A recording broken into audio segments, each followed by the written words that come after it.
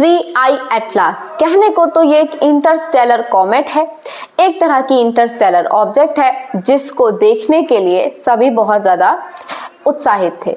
अब सबके फ्रंट यही थे कि थ्री आई एटलास मार्स के आसपास घूमेगा और नासा का परसेवरेंस रोवर, जो कि मार्स परसेवरेंस रोवर है, वो मार्स के स्काई में जब इंटरस्टेलर ऑब्जेक्ट और कॉमेट जिसका नाम है थ्री आई एटलास वो मूव करेगा तो इसकी फोटोज कैप्चर करेंगे। अब हुआ भी कुछ ऐसा ही, नासा ने इसकी फोटोज कैप्चर की। एक्सपेक्टेड है कि यूरोपियन स्पेस एजेंसी के जो 2 मार्स ऑर्बिटर हैं उनमें से एक ने या दोनों ने ही फोटोज कैप्चर की होंगी थ्री आई एटलास की। चाइना की स्पेस एजेंसी पीछे कैसे रहेगी, उसने भी कुछ ना कुछ फोटोज कैप्चर की होंगी। पर इस पर एक बहुत बड़ा डिबेट सोशल मीडिया पर खड़ा हो गया। सोशल मीडिया पर डिबेट का पॉइंट ये रहा कि थ्री आई एटलास जो कि एक इंटरस्टेलर कॉमेट है, जब भी हम कॉमेट की बात करते हैं तो एक ऐसी इंटरस्टेलर ऑब्जेक्ट, यूनिवर्स की एक ऐसी ऑब्जेक्ट जिसका टेल भी हो, जिसकी पूंछ भी हो, उसे हम कॉमेट कहते हैं, चमकता हुआ दिखाई देता है। तो ये पर्टिकुलर कॉमेट बाकी कॉमेट जैसा नहीं निकला। थ्री आई एटलास एक ऐसा कॉमेट था जो मार्स के आसपास जब घूमा, स्काई में उसके मूव किया, तो वहां पर उसकी जो फोटो रिलीज हुई उसमें उसकी टेल नहीं दिखाई दे रही है। और इसलिए सोशल मीडिया पर ये कयास लगाए जाने लगे कि क्या ये कोई एलियन ऑब्जेक्ट है या कोई एलियन स्पेसशिप है।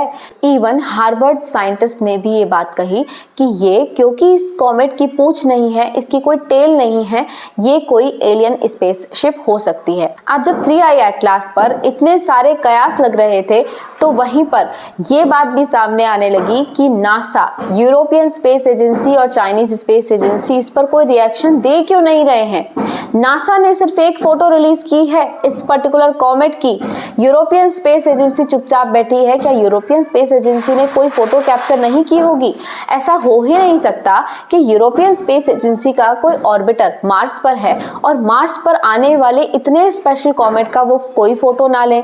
सबसे ज्यादा सोशल मीडिया पर बात तो ये उठी कि चाइनीज स्पेस एजेंसी क्यों खामोश है, चाइनीज स्पेस एजेंसी आखिर क्यों नहीं कह रही कि ये पर्टिकुलर कॉमेट है या ये एलियन स्पेसशिप है। चाइनीज स्पेस एजेंसी एकदम से इस कॉमेट के रिलीज होने के बाद में चुपचाप क्यों हो गई। और सबसे बड़ी बात तो ये थी कि थ्री आई एटलास जैसे रिलीज हुआ उसके पहले ही जो नासा है उसने अपनी वेबसाइट को क्लोज कर दिया। वेबसाइट को क्लोज करने की वजह बताई, फंडिंग नहीं है हमारे पास में इसलिए हम वेबसाइट को क्लोज कर रहे हैं। पर थ्री आई एटलास के रिलीज होने से जस्ट पहले और जब रिलीज हुआ तो एक फोटो आई उसकी जिसमें उसकी पूंछ नहीं दिख रही है।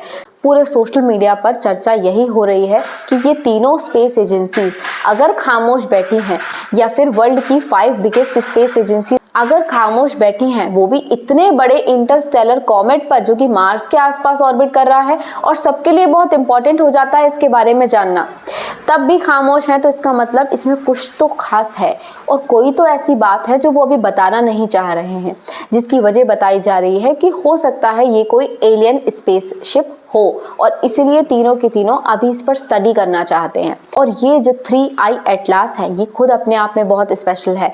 मार्स के आसपास ऑर्बिट करने वाला ये जो पर्टिकुलर कॉमेट है, ये कॉमेट बहुत ज़्यादा स्पेशल माना जाता है क्योंकि एक स्ट्रेट ट्रेजेक्ट्री फॉलो करता है, मतलब इसका जो पाथ है वो बिल्कुल सीधा होता है और इसलिए ये कई सारे प्लैनेट्स को क्रॉस करके गुजरता है।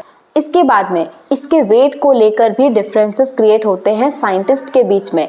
साथ ही ये जो पर्टिकुलर एटलास है ये जुलाई 1 को रिलीज हुआ था और तब से इसको लेकर कई सारी एनोमलीज साइंटिस्ट के बीच में पाई जाती हैं, इसलिए इसको लेकर कयास भी कई सारे लगते हैं और इसको लेकर लोगों के मन में इंटरेस्ट भी उतना ही ज़्यादा था। पर जब रिलीज हुआ तो लोगों को लगा कहीं ये एक एलियन स्पेसशिप तो नहीं है। अब ये NASA, European space agency, Chinese space agency ही बता सकती हैं अपनी चुप्पी तोड़कर कि आखिर थ्री आई एटलास का राज है क्या।